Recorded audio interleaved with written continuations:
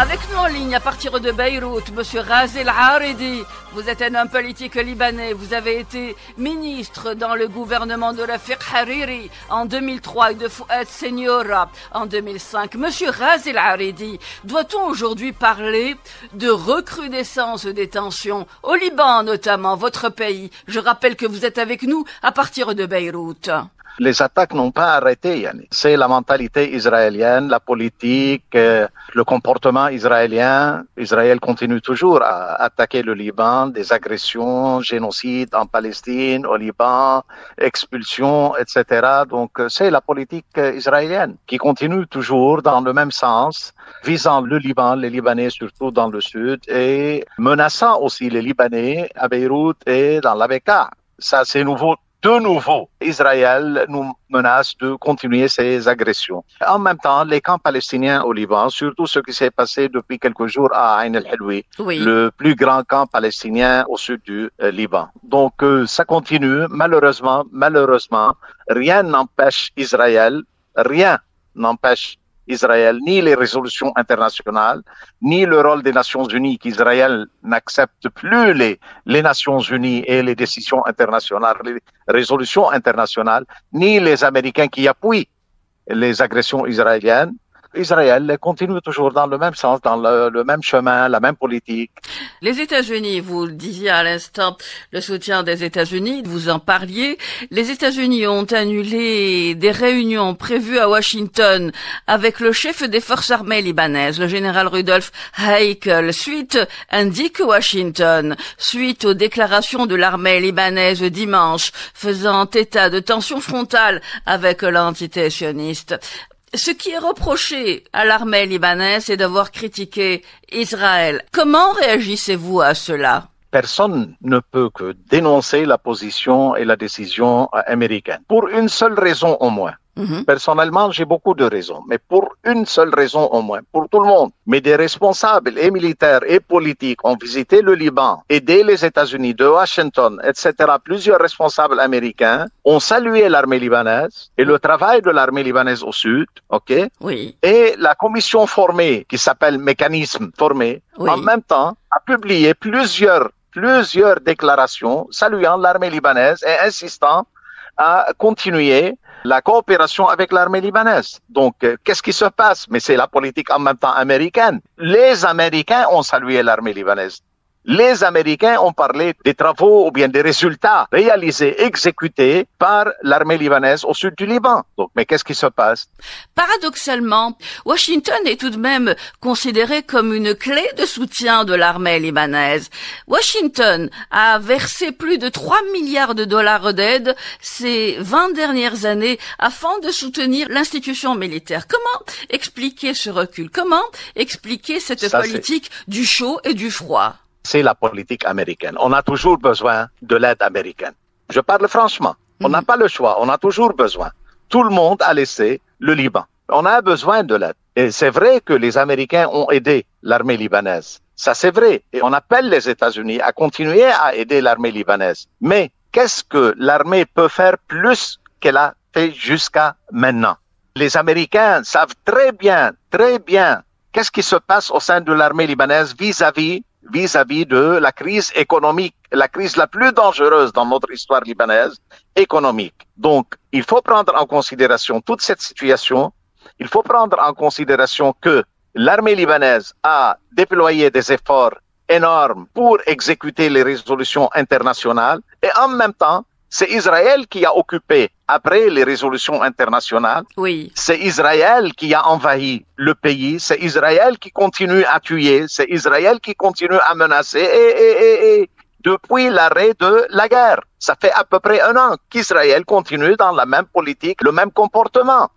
Israël reste déployé dans 5 postes au Liban et mène fréquemment des frappes aériennes dans le sud du pays. Tout récemment, le camp de Ain el-Helwa a été pris pour cible, ce qui n'a pas été condamné par les États-Unis. Dans ces conditions, quelles mesures ou quelle démarche peut adopter le président libanais actuellement, Joseph Aoun? Un dialogue interlibanais et un dialogue avec les États-Unis et appelant les Nations Unies et tous les pays arabes a bien estimé la situation au Liban. Et en même temps, il y a des décisions prises par le gouvernement libanais concernant les armes de Hezbollah. Nous sommes pour le respect de ces décisions, pour l'exécution de ces décisions. Et j'appelle personnellement, j'appelle nos frères palestiniens à prendre en considération aussi la situation libanaise, ce qui s'est passé au Liban, ce qui se passe maintenant au Liban. Il y avait une initiative de la part de l'autorité palestinienne de livrer les armes à l'armée libanaise. Donc j'appelle tous nos frères palestiniens à suivre ce chemin et en même temps, j'appelle le gouvernement libanais à prendre en considération la situation sociale, sécuritaire au sein des camps palestiniens. C'est ça. Vous parlez des armes à l'intérieur des camps palestiniens, Monsieur Razi El-Haredi. Oui, bien sûr, mais il y avait une décision depuis 2006 autour de la table de dialogue présidée par le président Nabih Berri dans le temps. Monsieur Razi El-Haredi, je rappelle à nos auditeurs que vous êtes un homme politique libanais, vous avez fait partie de plusieurs gouvernements, vous avez été ministre dans le gouvernement de l'affaire Hariri en 2003 et de Fouad Seniora en 2005. Monsieur Razi El-Haredi, aujourd'hui, la clé de voûte ou le point d'achoppement réside dans les armes du Hezbollah. D'intenses tractations sont menées actuellement. Le Hezbollah suggère, en l'occurrence, le renforcement de l'armée libanaise. De son côté, le président libanais demande à ce que les éléments du Hezbollah intègrent l'armée libanaise. Comment, dans ces conditions, arriver à un point consensuel entre ces deux parties, Monsieur Razi El-Haredi? Tout d'abord, il y a l'allocution présidentielle. On a élu le président Joseph Aoun sur la base de l'allocution présidentielle. Deux, il y avait la formation du gouvernement présidé par le premier ministre Nawaf Salam qui a pris la confiance du Parlement basée sur la déclaration ministérielle et les deux appellent à la livraison des armes et à ce que l'État libanais contrôle tout le territoire libanais. Bon, on a commencé dans le sud. Au sud, Hezbollah a bien travaillé, parlant franchement. Donc, il a livré des armes. C'est ce que le mécanisme dont les Américains président, pratiquement parlant, qui a annoncé ça. Quand vous dites dans le sud, le Hezbollah a bien travaillé, ça voudrait signifier quoi, Monsieur Razi El-Haredi? Il a livré les armes à l'armée libanaise. Oui. Il a livré des armes à l'armée libanaise. Et l'armée continue son travail là-bas. Et le commandant en chef de l'armée, le général Haïkal, il a présenté 2 rapports au Conseil des ministres. Il a noté tout ce que l'armée libanaise a exécuté jusqu'à maintenant et comment ils sont en train de continuer leur travail. En même temps, c'est Israël qui combat et qui a attaqué la UNIFIL, les forces internationales, qui a attaqué l'armée libanaise. Il y a à peu près 12 martyrs de l'armée libanaise et quelques blessés en travaillant. Mais c'est Israël qui attaque toujours l'armée et la UNIFIL. On n'a rien vu de la part ni des Américains, ni de certaines parties sur le plan international et arabe en même temps. J'ai dit, et j'insiste que nous appelons à l'exécution des résolutions internationales et des décisions du gouvernement libanais. Dans le sud du Liban. Mais qui a les moyens d'arrêter Israël maintenant et de dire à Israël c'est fini? Ça fait des centaines de martyrs, de centaines de morts. Et la destruction et l'occupation, et maintenant ils sont en train d'établir un mur au sein des territoires libanais aussi. Est-ce qu'avec cette politique, Israël respecte la décision d'arrêter le feu?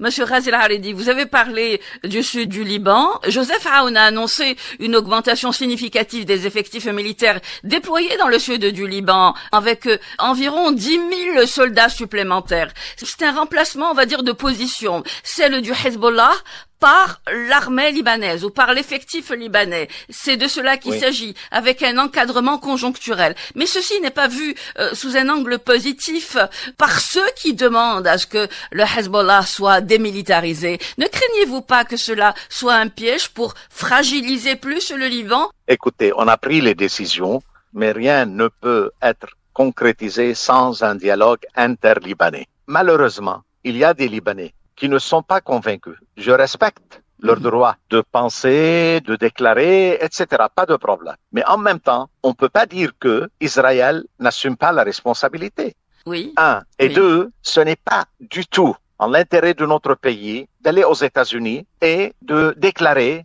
des déclarations, des discours et mener une campagne contre le Liban, contre l'armée libanaise et appelant Israël à ne pas quitter le pays avant la livraison des armes de Hezbollah.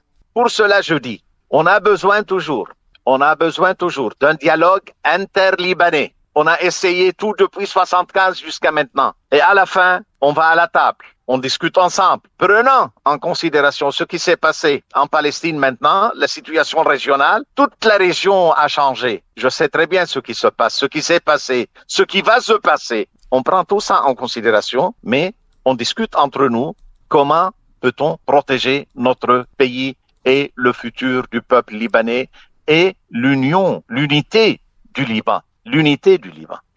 Monsieur Ras El-Haredi, vous dites, je sais très bien ce qui va se passer. Que va-t-il se passer? Israël va continuer. Et Israël essaye d'imposer ses conditions dans toute la région, pas seulement au Liban. Et voilà qu'est-ce qui s'est passé à Gaza. Voilà qu'est-ce qui se passe en Cisjordanie. Et les responsables israéliens déclarent toujours qu'ils ont besoin et qu'ils ont le droit d'être présents au sud du Liban, au sud de la Syrie, en Jordanie, en Égypte et même en Arabie Saoudite, etc., etc.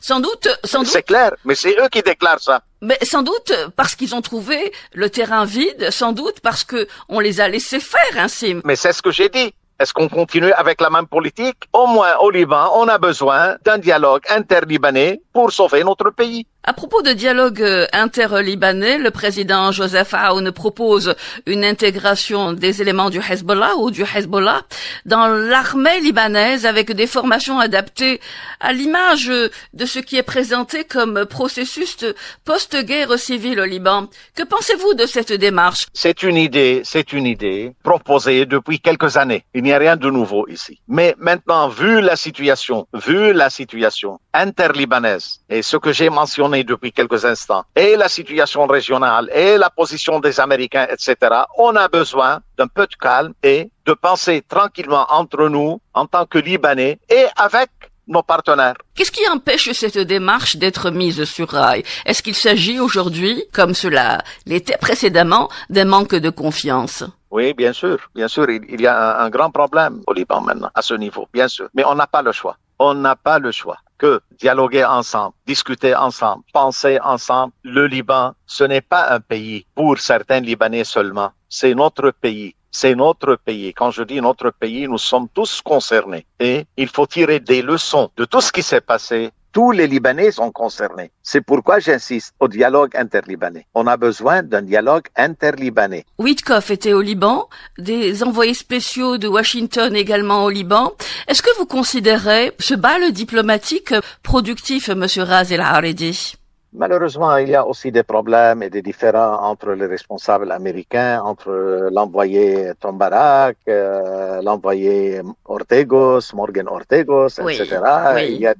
Il y a des déclarations de droite et de gauche, et d'ici et de là, mais il y a aussi un problème à ce niveau. C'est pourquoi j'ai mentionné que certains responsables américains ont déclaré et ont dit clairement et positivement que l'armée libanaise a fait 1, 2, 3, etc., positivement parlant.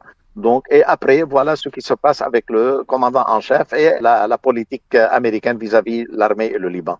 Aujourd'hui, il s'agit pour certains observateurs de combiner une stratégie de sécurité qui pourrait être amenée par la force selon certains, dialogue politique avec les acteurs armés locaux, et puis volonté de rétablir l'autorité de l'État. Quelle voie suggérez-vous, monsieur Ras El-Haredi? Oui. Écoutez, en 2006, autour de la table de dialogue, on a décidé ce point, une stratégie de sécurité pour le Liban. Malheureusement, Hezbollah n'a pas profité, prenant en considération que le secrétaire général, le martyr Hassan Nasrallah, était autour de la table. Il était autour de la table. Oui. Et on a pris une décision concernant la stratégie de sécurité qui peut protéger le Liban. En tant que parti socialiste progressiste dirigé par le leader Walid Jumblat, nous étions le seul parti à présenter un papier détaillé concernant notre point de vue vis-à-vis de la stratégie de sécurité. Mais malheureusement, dans le temps, Hezbollah a refusé. Et il a refusé une autre fois aussi. Maintenant, on parle d'une stratégie nationale qui est la stratégie de sécurité. Malheureusement, on a perdu le temps, on n'a pas discuté ça, on n'a pas pris une décision même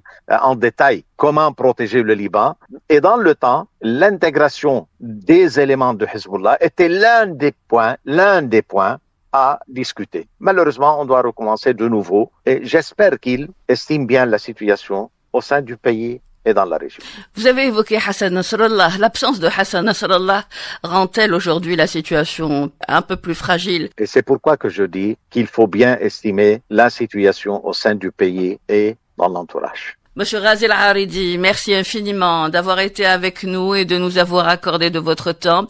Vous êtes un homme politique libanais, vous avez été ministre dans le gouvernement de Rafik Hariri en 2003 et de Fouad Seniora en 2005 et vous étiez avec nous à partir de Beyrouth. Merci beaucoup, monsieur Razi El-Haridi. Merci, au revoir.